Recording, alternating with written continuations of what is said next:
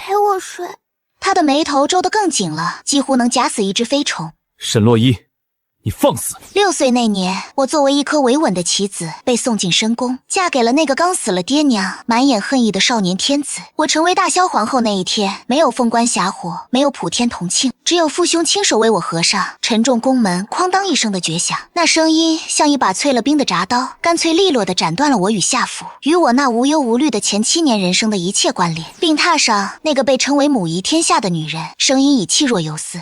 沈爱卿，洛伊是个好孩子，让他陪着云禾，哀家方能瞑目。我的父亲，当朝太傅沈思明，那个平日里连我掉1根头发都要心疼半天的男人，此刻却攥着我的肩膀，力道大的几乎要将我的骨头捏碎。我听见他用一种我从未听过、沙哑到陌生的声音回话：臣领旨。2个字像2座山轰然压下，我浑身一颤，终于忍不住，泪水决堤而出。我死死拽住身边母亲的衣角，那是我最后也是唯一的稻草。娘，我不要当皇后，洛伊想回家。我的哭声在寂静的宫殿里显得那么刺耳，带着孩子最本能的恐惧和祈求。娘，你带我回家好不好？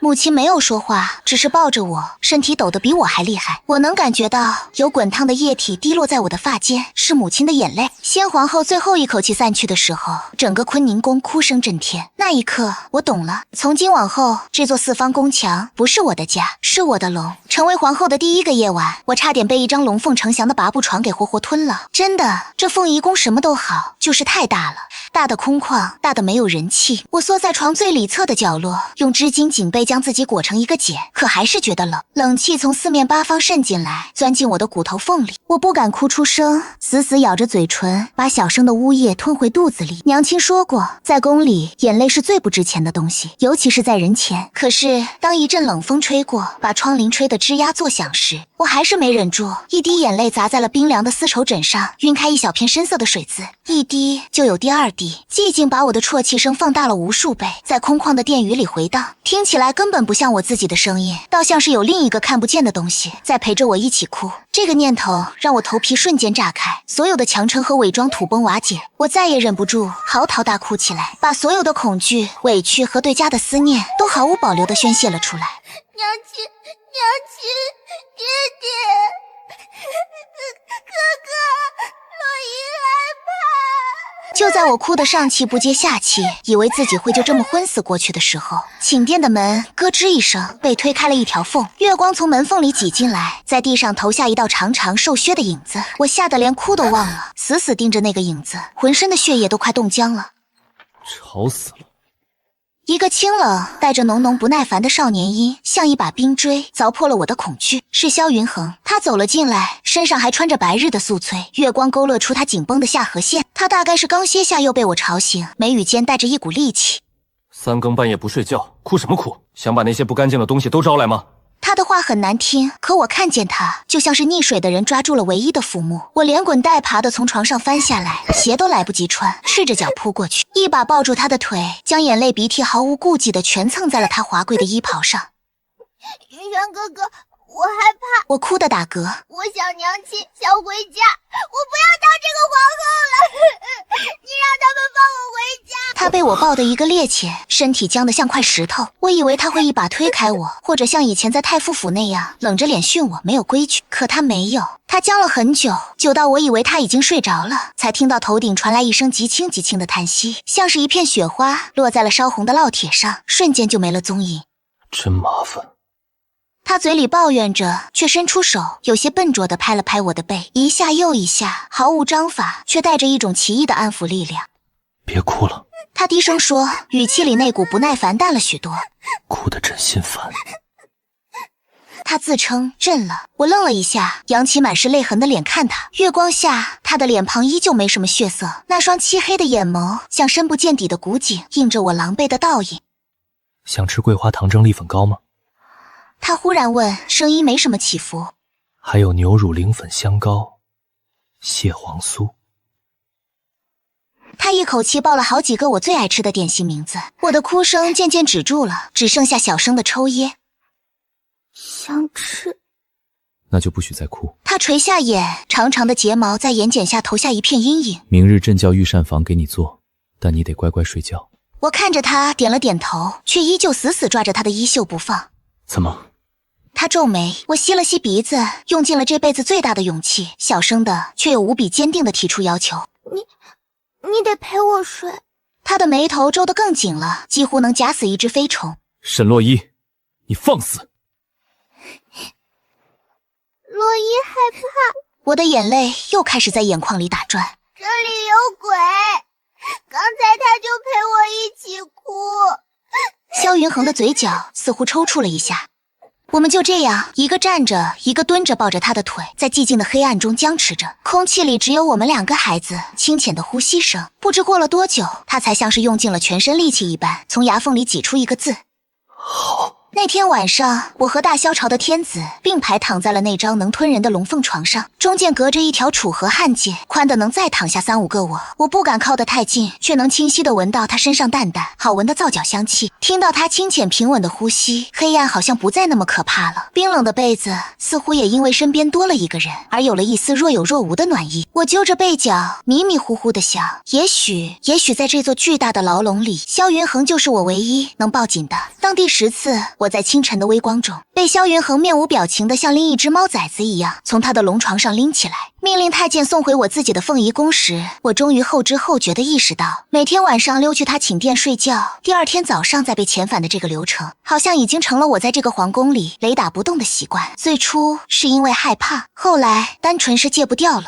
人都是趋利避害的动物，小孩子尤甚。白日里的凤仪宫是个顶好的去处，有会陪我玩翻花绳、捉迷藏的宫女，有会变戏法、扎风筝的太监，还有萧云恒履行承诺一般，每日从不间断送来各色各样我连名字都叫不出来的好看点心，牛乳磷粉香糕、蟹黄酥、梅花汤饼、杏仁佛手，甜食足以慰藉一切。我几乎快要忘记夏府门前那棵高大的槐树，也渐渐想不起母亲怀抱里那股熟悉的馨香。这座黄金囚笼在用最温柔的方式一点点磨掉我的棱角，抽走我的记忆。可一到晚上，当所有人都退下，那种被巨大空旷吞噬的恐惧还是会如影随形。于是我开始了我夜复一夜的长征，提着我的小枕头，穿着睡得有些歪斜的寝衣，光着脚丫，熟门熟路地穿过抄手游廊，直奔萧云恒的乾清宫。守门的太监从最开始的惶恐劝阻，到后来的视若无睹，到现在首席大太监王景一见我这身打扮，甚至会主动上前压低声音：皇后娘娘，您轻点儿，陛下刚批完折子，正看书呢。我点点头，像个巡视领地的小兽，踮着脚尖溜进去。萧云恒大多数时候都在书案后，小小的少年坐在一堆比他还高的奏折后面，烛火将他脸上那点婴儿肥映出一片柔和的光晕，却丝毫不能软化他眉宇间那股与年龄不符的沉重与冷漠。他总是在听到我嘻嘻嘻爬床的动静时，才从那些繁杂的国事中抬起头来。沈洛伊，他连名带姓地喊我，声音里带着一丝批阅奏折后的沙哑。滚回你自己的凤仪宫去。这套流程我早已烂熟于心，我一手抱着枕头，一手扒着床沿，费力地蹬着腿往上爬，嘴里还振振有词。他会放下手里的朱砂笔，走过来，精准地捏住我后颈的衣领，像拎一只待宰的鸡。朕说的话你听不懂。他的眼神很冷，没什么情绪，我也不说话，只是睁着一双眼，就这么安安静静的可怜兮兮的看着他，眼眶里迅速蓄满一泡泪，要掉不掉，倔强的挂在睫毛上，在烛火下闪着细碎的光。这是我花了10天时间摸索出的对付他唯一也是最有效的武器，屡试不爽。果不其然，萧云恒那张紧绷的冰山脸在和我对视了约莫10个呼吸之后，缓缓的龟裂了。他松开手，我啪叽一下掉回柔软的床褥里，头顶传来他一声压抑着无数情绪的轻叹。真是上辈子欠了你的。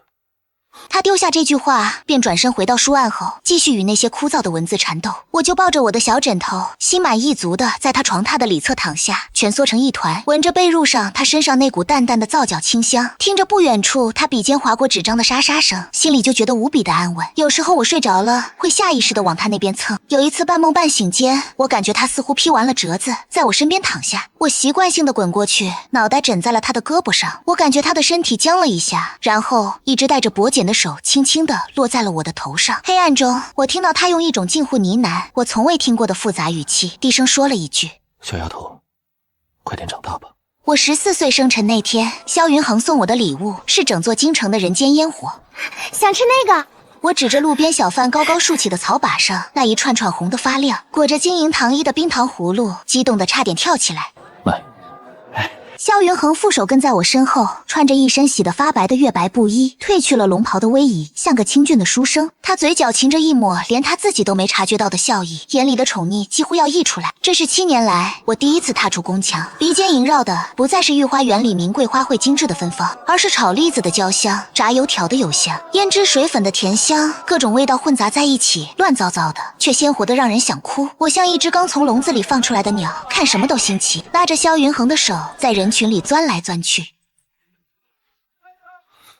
你看那个面人架，捏得好像你。云恒，那个杂耍的会喷火。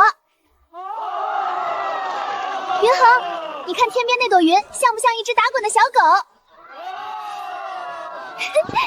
我晃着他的手，仰头问他，无奈又纵容地笑了。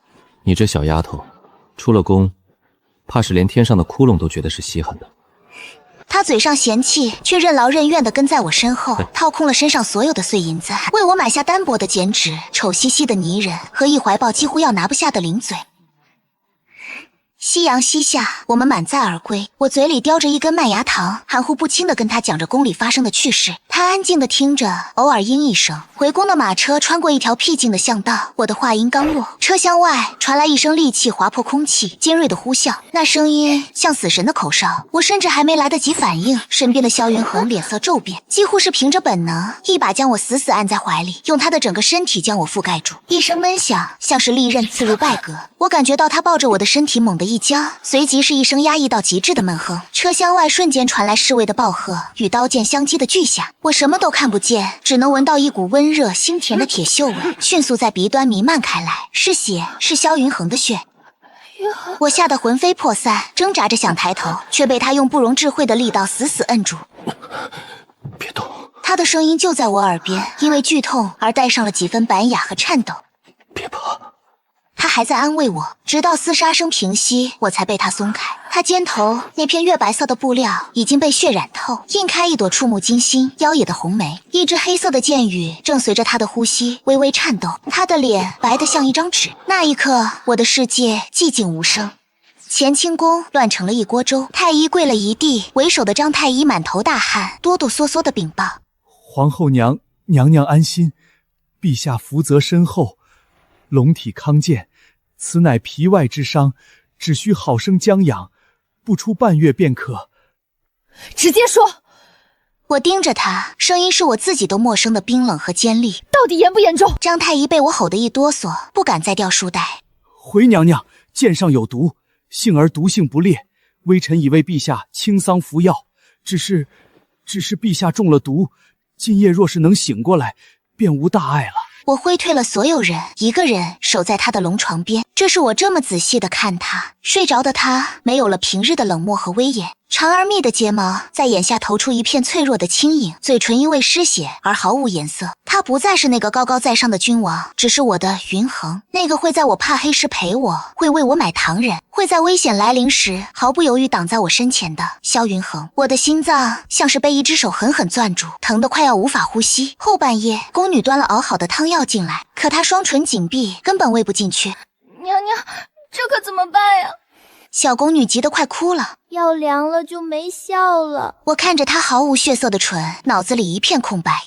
我只知道，不能让她有事，绝对不能。我端过药碗，在宫女震惊的目光中，将那碗黑漆漆、苦涩无比的药汁一饮而尽。然后我俯下身，对准那冰凉的嘴唇附了上去。萧云恒醒来时，看到的就是我趴在他床边，脸上还挂着未干的泪痕。他动了动，似乎想抬手，却牵动了伤口，倒抽一口冷气。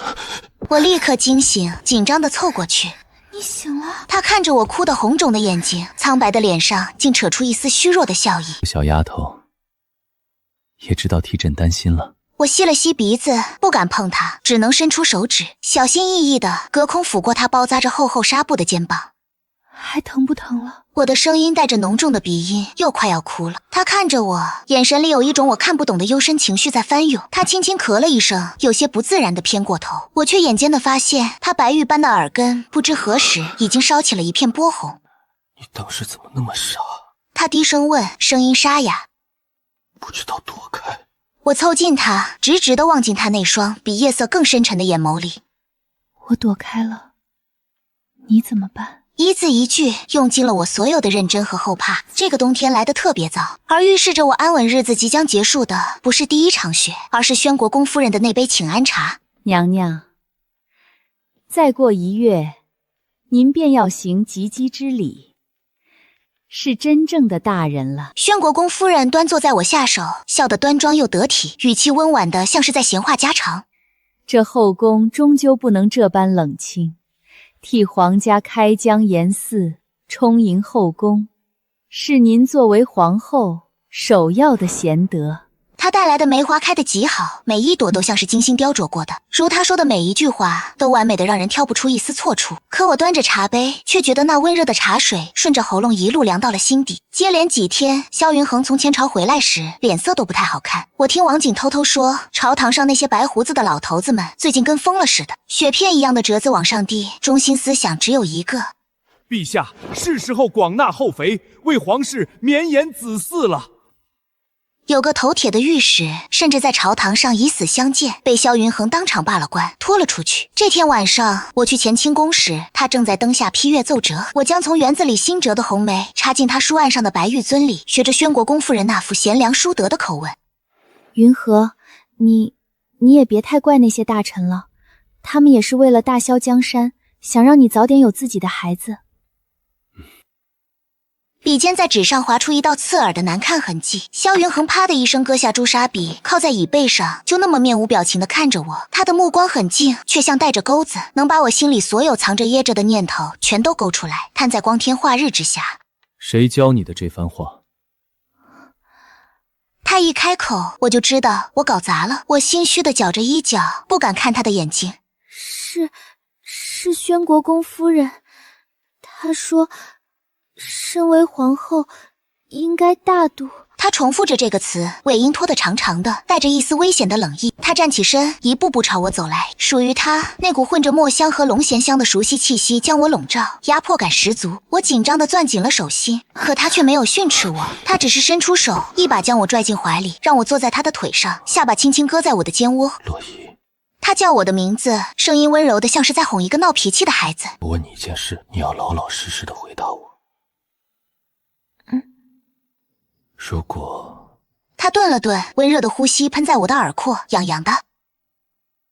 我真的听了他们的话，找了一个，甚至许多个，比你高，比你好看，比你懂事的女孩子进。我的身体不受控制的僵了一下。我白天和他们一起吃饭，晚上也和他们待在一起，就像我们现在这样。他的声音很轻很柔，却像一把小锤子，一下一下砸在我最柔软的心尖上。你会不开心吗？会不开心吗？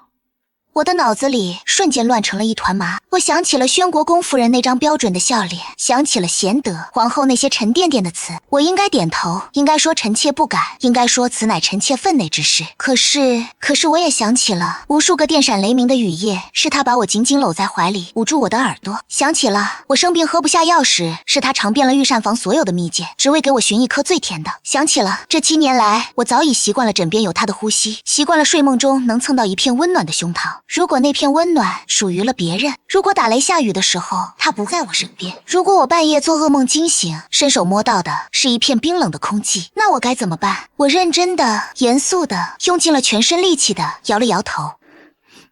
不开心。我抬起头，迎上他深邃的目光，带着一丝连我自己都没发现的委屈和鼻音。我会非常非常不开心。我又小声的补充了一句，像怕他听不懂似的。那我怕打雷，怕下雨，睡不着的时候怎么办？他笑了，像是冬雪初霁，冰河解冻，那笑容里是如释重负，是得偿所愿，是满满快要溢出来的愉悦。他伸出手，轻轻抚摸着我的长发，像是在安抚一只差点被人骗走、炸了毛的小兽。那不就得了？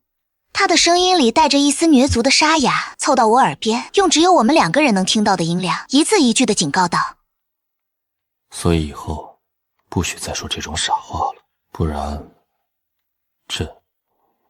真的会生气。当那顶沉重的几乎能压断我脖子的9凤朝阳金冠稳稳地安放在我的发髻上时，我感受到的不是母仪天下的荣耀，而是整个大萧江山，连同我未来全部的人生轰然压下的重量。镜中的少女，凤眸阴唇，一身繁复厚重的朱红宅衣，层层叠叠的刺金绣凤，华贵的让人喘不过气。可那张被凤冠的阴影笼罩着的脸，却白得没有一丝血色。我像个被精美丝线操控的木偶，被工人簇拥着，一步一步走过漫长的公道，踏上通往太和殿的99级白玉阶。阶梯尽头，那个身着12张文冕服的挺拔身影，便是我此生的终点与归宿。萧云恒，他站在那里，头戴平天冠，12代的玉珠垂下，遮住了他大半神情，却遮不住他那双穿透了底下文武百官，穿透了喧天的礼乐，死死锁在我身上的漆黑眼眸。礼制规定，帝后大婚须由帝王在殿前相迎，皇后独自拾级而上，以示对君权的敬畏。可就在我踩上最后一级台阶，因体力不支，眼前阵阵发黑而微微晃神的那一瞬间，他朝我伸出了手，那只骨节分明，曾为我宣穆冤，曾为我拭去泪痕的手，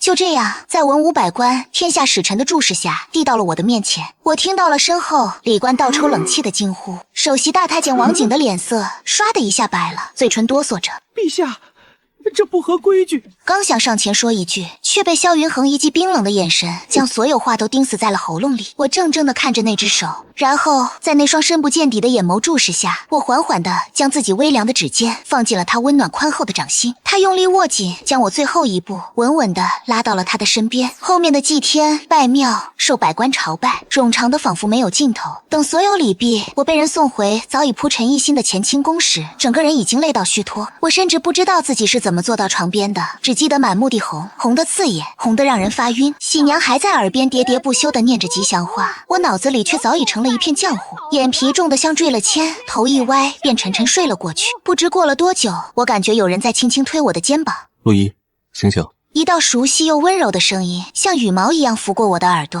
我迷迷糊糊地睁开眼，发现满屋的工人早已不知去向。偌大的寝殿里只剩下我和萧云恒，他已经换下了繁复的冕服，指着一身大红的长服，坐在床边，正满眼无奈又心疼地看着我。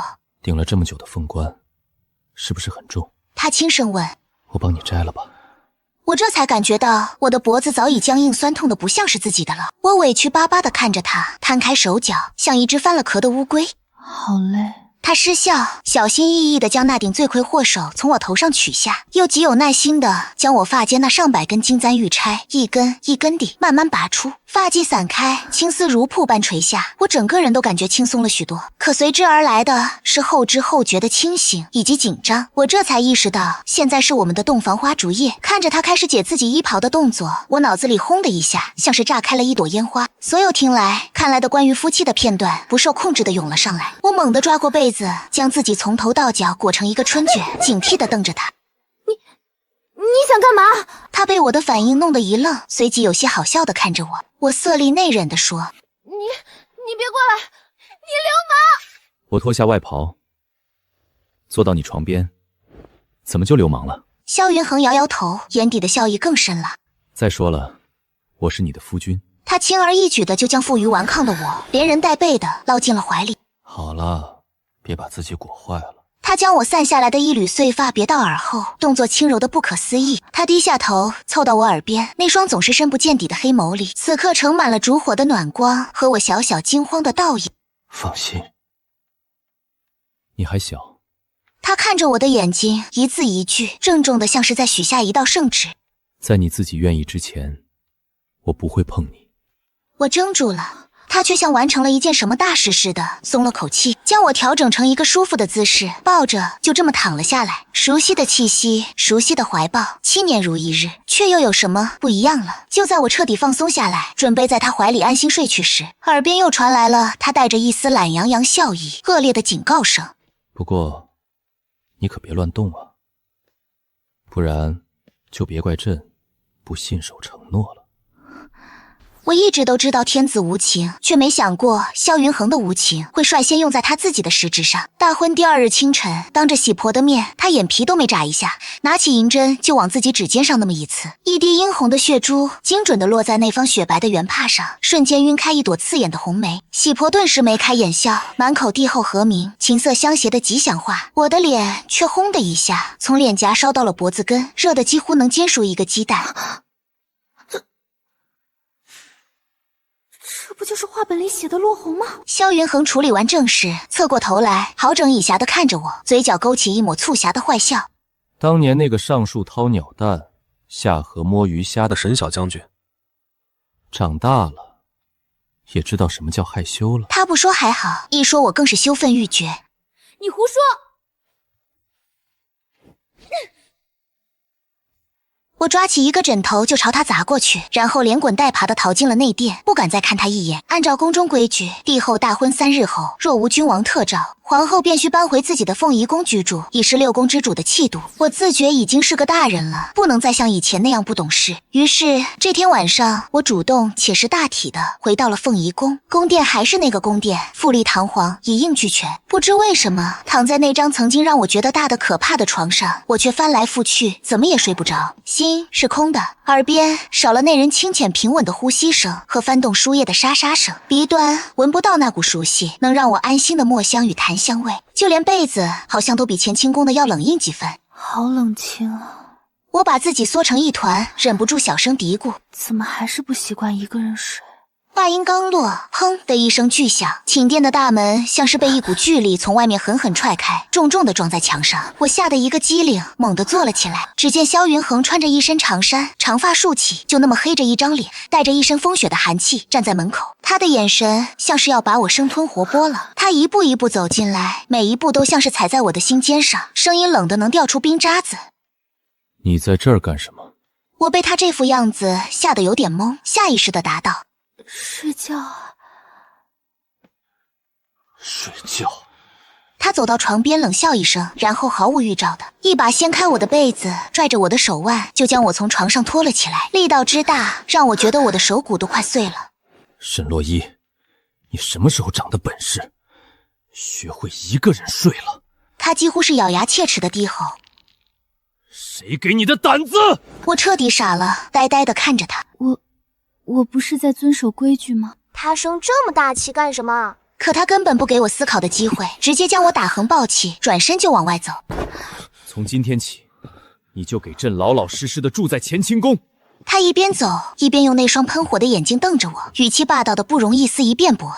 朕的寝殿才是你的归处，听见了没有？我被他抱在怀里，感受着他因怒气而剧烈起伏的胸膛和那双铁钳般的手臂，脑子里乱糟糟的，却鬼使神差的点了点头。他大步流星的将我抱回了我们熟悉的那张床上，用被子将我严严实实的一裹，然后才在我身边躺下，却依旧气得不轻。黑暗中，我听到他似乎是觉得还不解气，又愤愤的对着我这个罪魁祸首低声骂了一句：你这块木头。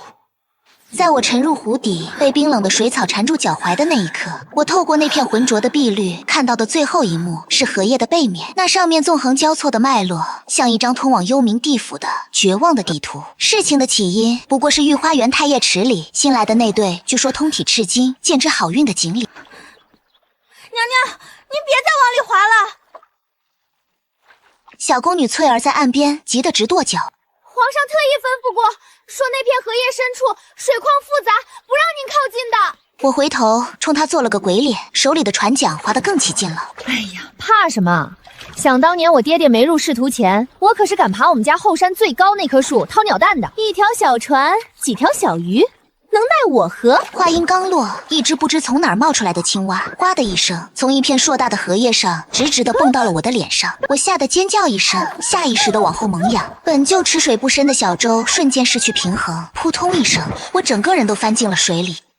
冰冷、窒息、绝望。就在我以为自己真的要去做沈家第一个淹死的皇后时，一道明黄色的身影没有丝毫犹豫地破开水面，如蛟龙入海，朝我急速游来。我醒来时，人已经躺在了乾清宫温暖的床榻上，身上换了干爽的寝衣，殿内烧着地笼，暖得人泛滥。可我心里却是一片冰天雪地。翠儿，我抓住身边侍女的手，声音发虚：皇上他……翠儿的眼睛又红又肿，闻言眼泪又掉下来了。娘娘，皇上他是亲自跳下水将您抱上来的。奴婢从未见过陛下那副样子，他的脸白的吓人。我的心沉到了谷底。萧云恒就坐在不远处的窗边，手里端着一杯茶，慢条斯理地撇着浮沫。他没穿龙袍，指着一身加长的黄色长衫，衬得那张脸愈发俊美无遮，也愈发冷若冰霜。他明明就在那里，却像隔着千山万水，整个寝殿的气压低得让人无法呼吸。他不说话，也不看我，就那么安静地坐着，这比他指着我的鼻子骂我一顿还要可怕100倍。我终于熬不住了，连鞋都没穿，光着脚跑到他面前，扯着他的衣袖，放下了我所有的骄傲和伪装。雨涵哥哥，我一开口，声音就带了哭腔，眼泪像断了线的珠子，不受控制地往下掉。错了，洛伊真的知道错了，你别不理我，你别不说话，我害怕。他终于有了反应，那双深不见底的眼眸缓缓抬起，落在我身上，那里面没有往日的宠溺，只有一片让我心悸冰冷的后怕。良久，他才叹了口气，抬手用指节不轻不重地敲了一下我的脑袋。沈洛伊，你什么时候才能让朕省点心？他的声音又低又哑，带着一丝疲惫。我知道这关算是过去了。我立刻得寸进尺，抱着他的胳膊，一边蹭眼泪，一边小声地为自己辩解。都怪那只青蛙，要不是它突然跳到我脸上，我也不会掉下去的。我话还没说完，就感觉抱着的那条手臂瞬间僵硬了。我抬起头，正对上萧云恒那双危险的眯起的眼睛，前一刻还残留着温情的俊脸，此刻已是风雨欲来。他忽然俯下身，慢慢地朝我靠近，那张颠倒众生的脸在我的瞳孔里越放越大，属于他那股清冽又极具侵略性的气息将我牢牢地包裹，我们的鼻尖几乎要碰到一起。看来你这是在挑战朕的耐心。他的声音压得很低，像情人间的呢喃，却又带着致命的危险。皇后娘娘还是不觉得自己错了。我被他看得心跳失速，大气都不敢喘。洛伊，他盯着我的嘴唇，眼神暗得像一团化不开的浓墨，一字一句缓缓说道：你也不小了，是时候该长大的吉利。我17岁生辰那晚，于万千璀璨灯火之下，皇后娘娘千岁。当着文武百官震天的皇后娘娘千岁的朝贺声中，我凑到我那威仪万千的夫君耳边，只用一句话就让他苦心经营了10余年的帝王威严碎得连渣都不剩。我踮起脚，在他耳边呵气如兰，用只有我们2人能听到的声音，我轻轻说：萧云鹤，你要当爹了。时间仿佛在那一刻静止了，我看见他那双总是深不见底的眼眸瞬间凝固，然后一点点地睁大，里面先是全然的空白与茫然，随即是不可置信的震惊，最后被一种近乎癫狂巨大的狂喜彻底淹没。他像个被人点了穴的木头人一样，傻愣了足足有10个呼吸，然后在整个大殿的寂静与错愕中，这位年轻向来以冷静自持着称的帝王猛地从龙椅上站了起来，指着殿外用一种近乎破音带着巨大颤抖的声音嘶吼道：传太医，快传太医！10个月后，我为萧云恒诞下了一个粉雕玉琢、哭声震天的大胖小子。萧云恒抱着那个皱巴巴的小东西，咧着嘴，笑得像个傻子，小心翼翼，得仿佛手里捧着的不是他的亲儿子，而是一个一碰就碎的绝世珍宝。给他起个什么名字好呢？你看他，眉毛像你，鼻子像我。我靠在床头，看着他们父子俩，感觉心里被一种从未有过温暖的情绪长得满满当当。他低头在那小家伙的脸上轻轻地印上一个吻，然后抬起头，深深地望进我的眼底。就叫萧木依，青木的木，洛伊的伊。他的声音是我从未听过的，极致的温柔。时光荏苒，一晃5年，乾清宫的书房里，一个穿着缩小版明黄龙袍，绷着一张严肃小脸的小不点，正坐得笔直，一板一眼地背着《论语》。学而时习之，不亦乐乎？那副少年老成的模样，简直和萧云恒是一个模子里刻出来的。我闲得快要发霉，忍不住凑过去，戳了戳他肉嘟嘟的小脸。儿子，别背了，给娘亲笑一个呗。萧木依小朋友皱着他那2道和他爹如出一辙的浓眉，看了我一眼，然后极不情愿的、努力的将嘴角往上扯了扯，挤出一个比哭还难看的笑容。我大失所望，萧云恒不知何时已经批完了奏折，从我身后将我轻轻搂住，下巴搁在我的肩上。又在欺负儿子。我顺势往他怀里一靠，长长的叹了口气。臣妾不想当这个皇后了，这宫里实在是太无聊了，每天除了看儿子背书，就是看你批折子。什么时候才能像寻常夫妻一样自由自在的出宫去生活啊？萧云恒被我这副样子逗笑了，好笑的看着我。又来了。行了行了，看在你最近安分守己的份上，准你回娘家小住几日，省得你再念叨。我等的就是他这句话。你说的，君无戏言，不许反悔。我像条被放出笼子的锦鲤，瞬间满血复活，风风火火的就往外冲。翠儿，快给本宫收拾行李，咱们回家。萧云恒看着我火烧火燎的背影，无奈又宠溺的摇了摇头。皇后，这是怎么了？他端起茶杯，随意的问向还留在店内一脸茫然的翠儿。这么着急忙慌的？翠儿想了想，有些不确定的答道：许是娘娘想把好消息快点告诉沈大人和沈夫人吧。萧云恒下了口茶。什么好消息？翠儿眨了眨眼，一脸的理所当然。就是娘娘又有1个多月的身孕了的好消息啊。陛下，您不知道吗？一口御茶尽数喷出，大萧朝最尊贵的君王，在短暂的死寂后，俊脸瞬间涨得通红，不知是气的还是呛的。下一秒，一声响彻整个乾清宫，气急败坏的咆哮冲天而起。沈洛伊，你给朕滚回来！这声狮子吼穿透了乾清宫的琉璃瓦，震得整个皇城根儿的麻雀都抖了3抖。我一只脚刚跨出店门，另一只脚还在门槛里，整个人像是被施了定身法，僵硬的回过头，只见大萧朝最尊贵的年轻帝王，连龙袍的下摆都顾不上撩，3步并作2步的冲了出来。那张平日里泰山崩于前而色不变的俊脸，此刻煞白煞白的，眼睛瞪得像铜铃，活像见了鬼。跑跑跑！你还敢跑！跑跑跑！你还敢跑！萧云恒冲到我面前，一把捏住我的脖子，像当年拎鸡仔一样，将我从门槛上提溜了回来。只是这一次，他的手抖得厉害，动作看似凶狠，落下时却轻柔的连我1根头发丝都没扯痛。我缩了缩脖子，熟练的换上那副可怜兮兮的表情。臣妾只是想赶紧回府，把这个天大的好消息告诉爹娘嘛。好消息？你怀着1个多月的身孕，上蹿下跳，还要跑去坐出宫的马车，颠簸一路，你管这叫好消息？萧云恒拔高了音量，气急反笑。沈洛伊，你是不是觉得朕活得太长了，非要一天下朕3回才痛快？他一边吼我，一边弯下腰，毫无预兆地将我打横抱起。你干嘛？放我下来，好多人看着呢。我惊呼一声，下意识地搂住他的脖子。看着又怎样？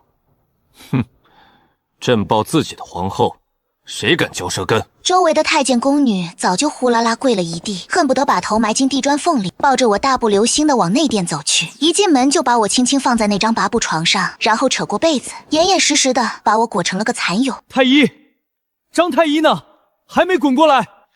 可怜的张太医，当年那个哆哆嗦嗦拔剑的老头。陛下，臣在呢。如今已经是太医院院判了，依旧被萧云恒后的连滚带爬的提着药箱冲进来。一番望闻问切，张太医擦了擦额头的冷汗，战战兢兢的回禀：恭喜陛下，贺喜陛下，娘娘确实是有喜了。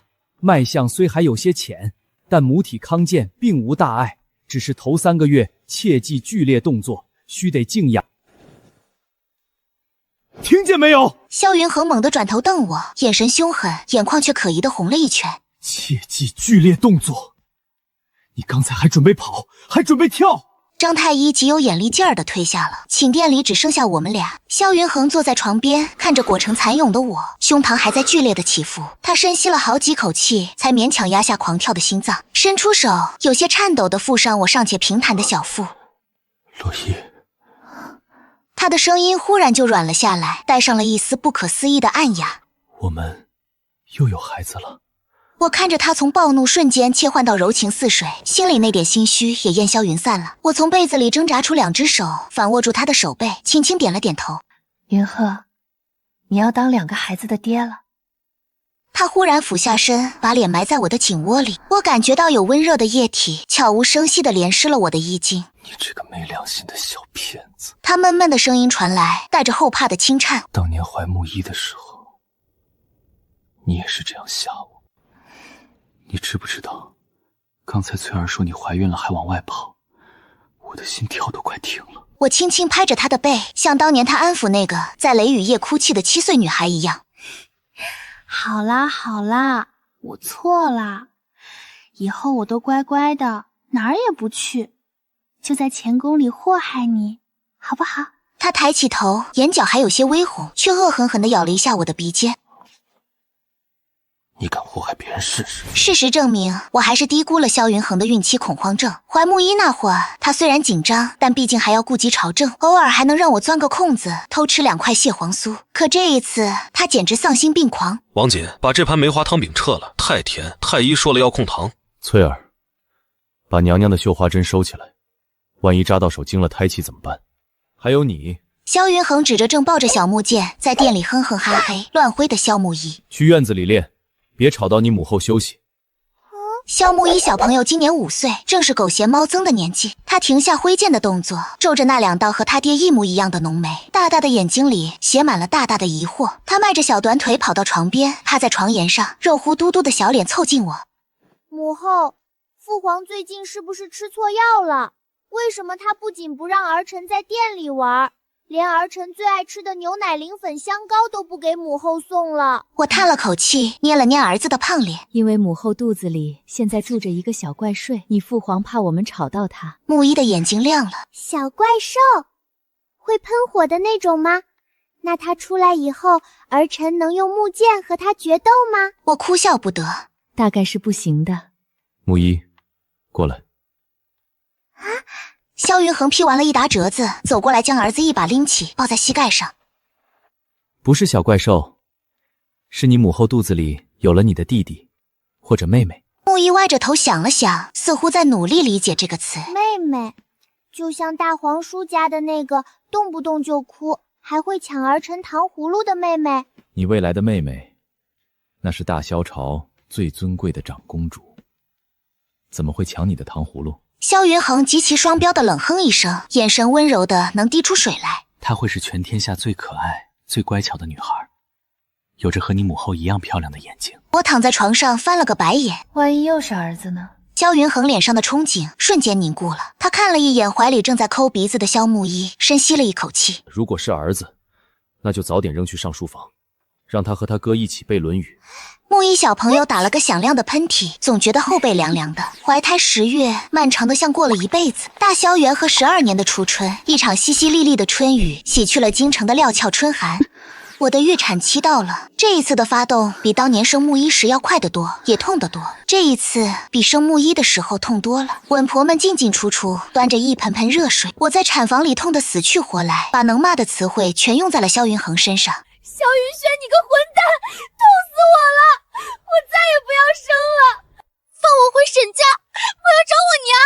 门外的萧云恒快要被我的惨叫声折磨疯了。据王景后来回忆，那天陛下穿着一身明黄的常服，在产房门外转圈的速度快得能在青砖上磨出火星子。每听见我喊一声疼，他的脸色就白一分，最后甚至拔出了墙上的尚方宝剑，指着张太医的鼻子吼：怎么还没生出来？若是皇后有半点闪失，朕要你们整个太医院陪葬！吓得张太医当场翻了个白眼，差点背过气去。一声响亮清脆的莺啼，如同破晓的晨光，划破了产房压抑的空气。本婆惊喜的声音传来：恭喜陛下，贺喜陛下！娘娘生了，是位小公主，母女平安。门外的萧云恒手里的剑当啷一声掉在地上，他甚至等不及稳婆把孩子抱出来，直接一脚踹开产房的门，带着一身春寒和未散的硝烟味直扑床前。我浑身像被水捞出来一样，疲惫的连眼皮都睁不开，只能虚弱的感觉到一只冰凉颤抖的手轻轻抚上了我的脸颊。洛伊，洛伊。他在我耳边一遍遍叫我的名字，声音里带着浓重的鼻音，甚至还有一丝压抑的呜咽。我勉强睁开眼，就看到堂堂大萧朝的天子正跪在我的床边，哭得像个弄丢了心爱玩具的孩子。哭什么？好歹也是当爹的人了。不生了，洛伊，我们再也不生了。他紧紧握着我的手，把脸贴在我的掌心。我不要什么子嗣，我只要你平平安安的。稳婆小心翼翼地把清洗干净的小婴儿抱了过来。陛下，娘娘，您看看小公主，长得可真俊啊！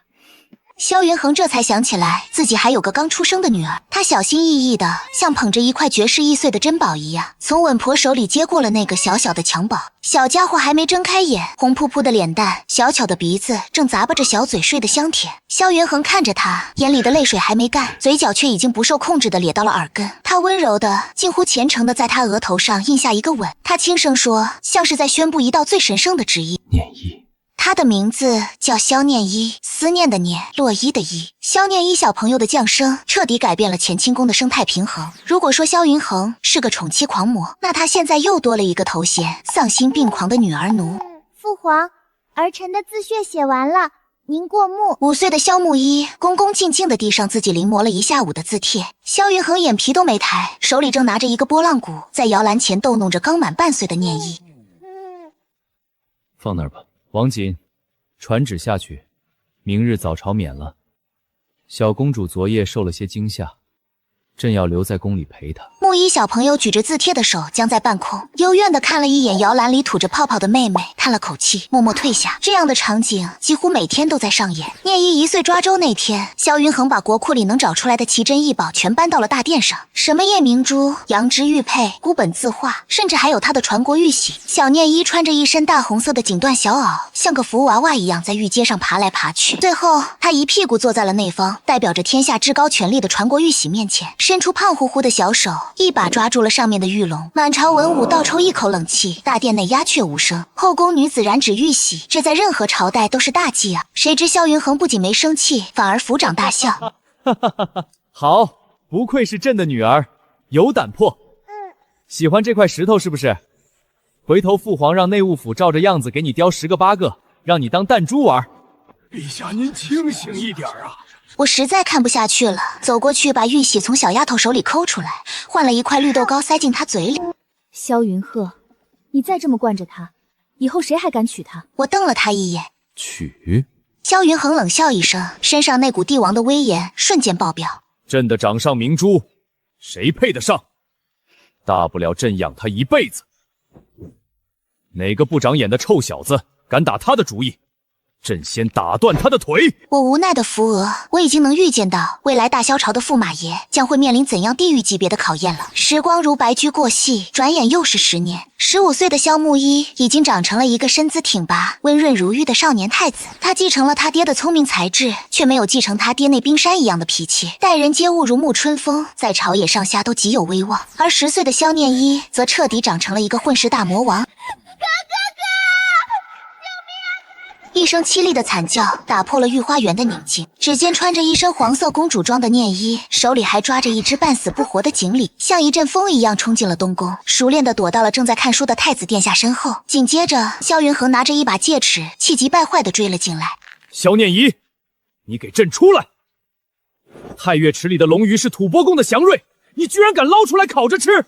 念一从木一身后探出一个毛茸茸的脑袋，理直气壮地狡辩：父皇，是他先瞪我的，儿臣看他在水里游得那么累，好心想帮他暖和暖和嘛。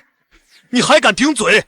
萧云恒气得吹胡子瞪眼，木一无奈地放下书卷，将妹妹护在身后，温和地劝道：父皇息怒，念一还小，不懂事。那吐蕃龙鱼虽然珍贵，但也比不上妹妹的万金之躯。儿臣晚些时候亲自去内务府挑几蕊更好的放进去便是。看着这父子3人在那儿斗法，我坐在不远处的凉亭里，一边嗑瓜子，一边笑得前仰后合。这就是我的生活，没有宫斗，没有算计，只有那个当年在冷风中拍着我的背，对我说别哭的少年天子，只有那个会在雷雨夜捂住我耳朵，会为了我挡下毒箭的男人。如今他不仅是我的夫君，还是我2个孩子的父亲。萧云恒似乎察觉到了我的目光，他停下追打女儿的动作，转过头来，隔着满园的春色与我遥遥相望。岁月似乎格外优待他，30出头的年纪，褪去了少年的青涩与戾气，沉淀出了一种如渊桑月质般的成熟魅力。唯独在看向我的时候，那双深邃的眼眸里依旧盛满了7年如一日的化不开的柔情。他扔下戒尺，大步朝我走来，他在我身边坐下，顺手理了理我被风吹乱的鬓发。笑什么？笑你啊！大萧朝威风凛凛的皇帝陛下，居然连自己的女儿都搞不定。我剥了一颗瓜子仁塞进他嘴里，他嚼了嚼，顺势将我揽进怀里，下巴搁在我的肩窝上，发出一声满足的叹息。搞不定就不搞了，这辈子我也只搞定过你一个人就够了。夕阳的余晖洒在琉璃瓦上，将我们交叠的身影拉得很长很长。远处，木一正在耐心地教训闯祸的聂一，不时传来兄妹俩的笑闹声。我想，这大概就是话本里写的“一生一世一双人，岁月静好”吧。那个6岁那年被当作棋子送进深宫的女孩，终于在这座原本冰冷的四方城里找到了属于她最温暖的家。